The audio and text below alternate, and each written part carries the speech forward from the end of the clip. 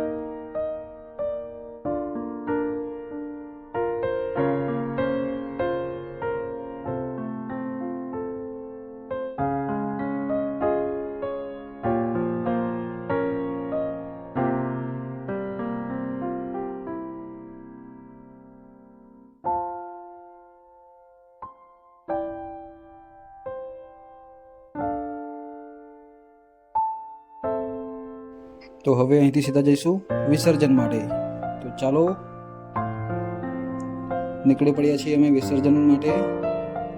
આ જુઓ નજારો જુઓ તમે, જબરદસ્ત વાદળિયું વાતાવરણ અને એકદમ ગામડાનું નેચર છે. ખૂબ જ સુંદર લાગે છે. પહોંચી ગયા છે વિસર્જનના સ્થળ પર. જુઓ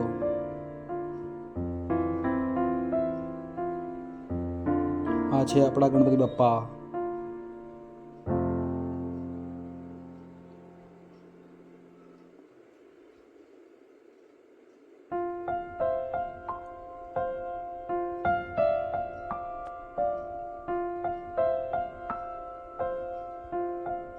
જો તમે વ્યારાના આજુબાજુના હોવ અને આ લોકેશન જોયું હોય તો કમેન્ટમાં બતાવો આ કયું લોકેશન છે, કયું ગામ છે. જુઓ કેટલો સરસ નજારો છે.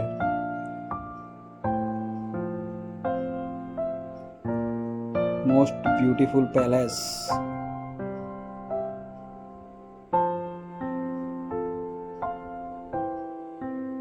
ગણપતિ બાપ્પાને નદી કિનારે લઈ જવામાં આવી રહ્યા છીએ.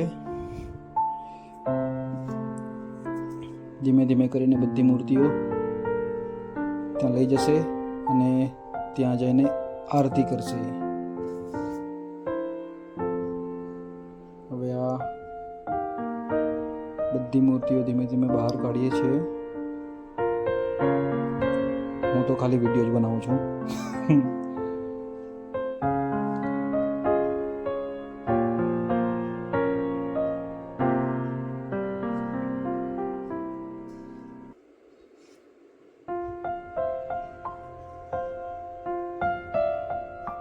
જો આ મૂર્તિ કાઢવામાં આવી છે, ઉચકીને લઈ જાય છે. આવી રીતે લઈ જવામાં આવે છે.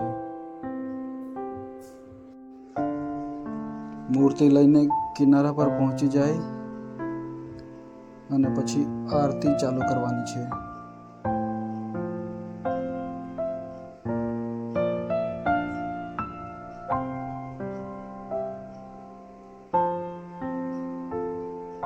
જો અહીં સ્થાપિત થઈ ગયા બાપા. હવે આરતી ચાલુ થશે. આરતીની તૈયારી ચાલુ થઈ ગઈ છે.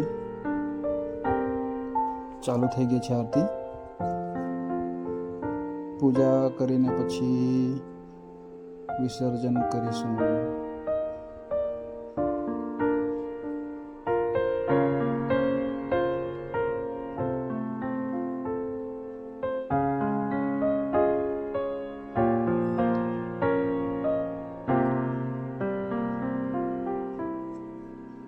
નાના નાના છોકરાઓ પાસેથી આરતીઓ ઉતારાવી છે. જુઓ કેટલા સરસ લાગે છે નાના બાળકો આરતી કરતા સમયે. આરતી થઈ ગઈ અને બાપ્પાને નદીમાં વિસર્જન કરવા માટે લઈને નીકળી ગયા છે. તો થોડે અંદર જશે પછી બાપ્પાને વિસર્જન કરી દેશે. બોલો ગણપતિ બાપ્પા મોરયા. કોમેન્ટમાં લખી દેજો. બાપ્પાનું વિસર્જન થયું પછી બધા નદીમાં ખૂબ જ મજા કરવા લાગ્યા. પાણીમાં નાહવાની વાત જ કંઈ અલગ છે. જો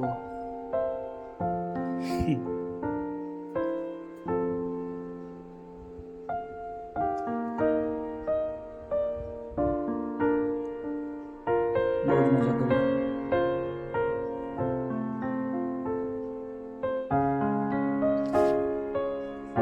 હવે અહીંથી સીધા જઈશું ડોલારા, જ્યાં મોટી મોટી મૂર્તિઓનું વિસર્જન થાય છે.